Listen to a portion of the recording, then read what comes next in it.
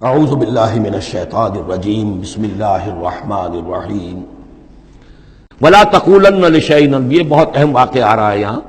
اس واقعے میں حضور صلی اللہ علیہ وسلم سے ایک سہو ہو گیا تھا۔ جب یہ سوالات کیے گئے تو حضور نے فرمایا ٹھیک ہے میں اس کا جواب دے دوں گا، تم آنا۔ اور یہ کہ انشاءاللہ نہیں کہا، کل تم آنا میں تمہیں جواب دے دوں گا، انشاءاللہ نہیں کہا، سہو ہو گیا، غلطی ہو گئی۔ لیکن یہ کہ اللہ تعالیٰ نے جن کے جتنے رتبے بلند ہوتے ہیں پھر ان کی سختی بھی اتنی ہوتی ہے، جن کے رتبے ہیں سوا ان کی سوا مشکل ہے۔ ہم عام طور پر یہ باتیں کہتے رہتے ہیں ہمارے لیے اللہ نے کیا گرفت کرنی ہے کہ ان کی کوئی حیثیت نہیں، کوئی مقام ہی نہیں۔ لیکن یہ کہ جو بلند مقام والا ہو اور وہ بغیر انشاءاللہ کہہ دے کہ کل یہ ہو جائے گا اور انشاءاللہ نہ کہے تو اس پر پھر گرفت ہو گئی۔ تو حضور کی کئی دن گزر گئے کہ جبرائیل نہیں آئے اور آپ کے لیے پھر ایک مشکل پیدا ہو گئی۔ گویا کہ مخالفین نے تالیاں پیٹ لی ہوگی، چلو بس فیل ہو گئے، ناکام ہو گئے اس امتحان کے اندر، جو ہے وہ تو اب یہ کامیاب نہیں ہو پائے۔ اس کے بعد جبرائیل آئے، یہ واقعات بھی لے آئے، ساتھ ہی یہ ہدایت بھی لائے۔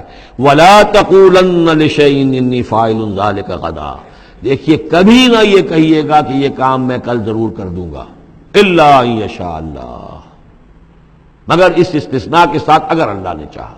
یہ ہماری تہذیب کے اب یوں سمجھیے کہ کچھ کلمات ہیں سماجی، ہمارے ثقافت کے، ان کے اندر جو ہے توحید کی روح جو ہے وہ کوٹ کوٹ کر بھری ہوئی ہے۔ کوئی اچھا منظر دیکھا، سبحان اللہ، یعنی یہ کہ اس منظر میں کچھ نہیں ہے، اصل میں حسن اللہ کا ہے۔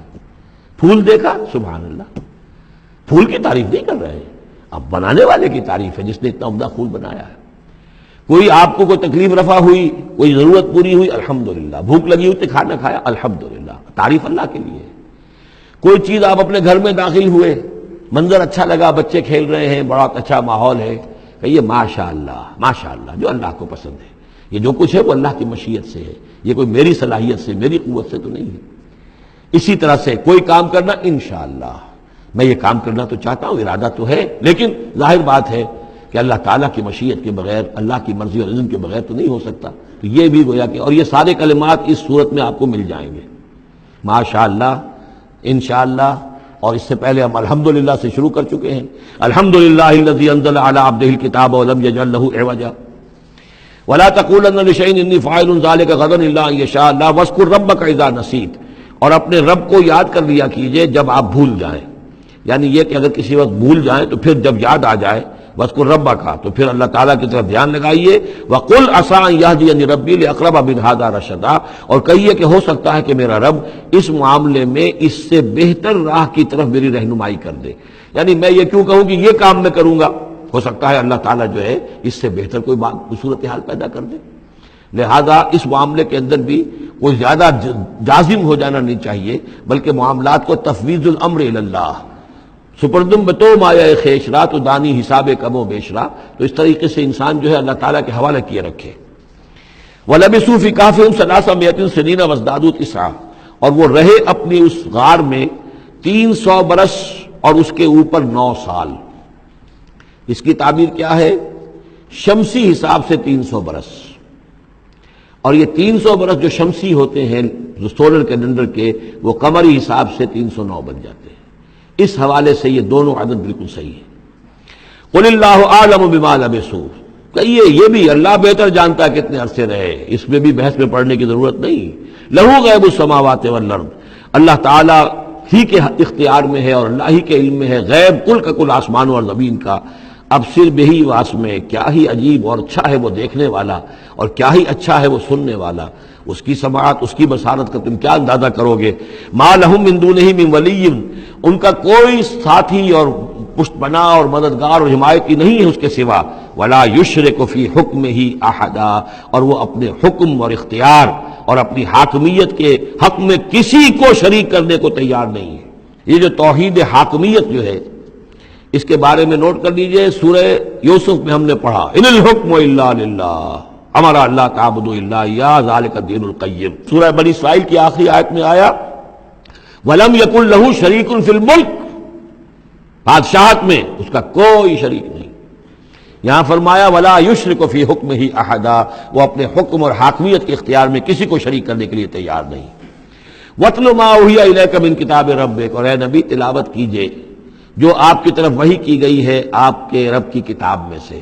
یعنی یہ جو سخت حالات ہیں جن سے آپ گزر رہے ہیں، دباؤ ہے آپ پر بہت شدید، اس میں آپ کے لیے سہارا کیا ہے؟ وما صبرک الا باللہ. اور اللہ کے ساتھ اپنا قلبی تعلق اور ذہنی رشتہ قائم کرنے کے لیے سب سے مؤثر ذریعہ کیا ہے؟ قرآن مجید کی تلاوت. وَاتْلُ مَا أُوحِیَ إِلَیْکَ مِن کتاب ربک، جو بھی آپ کی طرف وحی کیا گیا ہے آپ کے رب کی کتاب میں سے اس کی تلاوت کرتے رہا کیجئے. لا مبدل لکلماتہ، اس کی باتوں کو بدلنے والا کوئی نہیں ہے. وَلَن تَجِدَ مِن دُونِهِ مُلْتَحَدًا، اور اس کے سوا آپ کو کہیں کوئی پناہ نہیں ملے گی. پناہ دینے والا بھی وہی ہے، کوئی اور پناہ نہیں دے سکے گا. سختی کتنی بھی ہے جھیلیے، برداشت کیجئے. اس سختی کو آسان بنا سکتے ہیں اللہ کی کتاب کی تلاوت کیجئے اور کر کے سناتے رہیے اپنے ساتھیوں کو بھی. اسی سے تمہارے اوپر یہ سختیاں جو ہیں ہلکی ہو جائیں گی، ان بھاری چیزوں کو برداشت کرنا آسان ہو جائے گا. لیکن جان لیجئے پناہ ملے گی تو اللہ کے دامن میں. لن تجد من دونہ ملتحدا واصبر نفسک مع الذین یدعون ربهم بالغداۃ والعشی، اور اپنے آپ کو روکے رکھیے اور صبر کیجئے ان لوگوں کے ساتھ جو اپنے رب کو پکارتے ہیں صبح و شام. یہ اگرچہ غرباء میں سے ہیں، یہ بلال ہیں، یہ عبداللہ ابن ام مکتوم ہیں، یہ نابینا ہیں، یہ ابو فقی ہیں، یہ غلام ہیں، یہ عمار ہیں، اور یہ اسی طریقے سے خباب ہیں، لوہار ہیں. یہ لوگ جو ہیں آپ ان کی رفاقت کو غنیمت سمجھیے.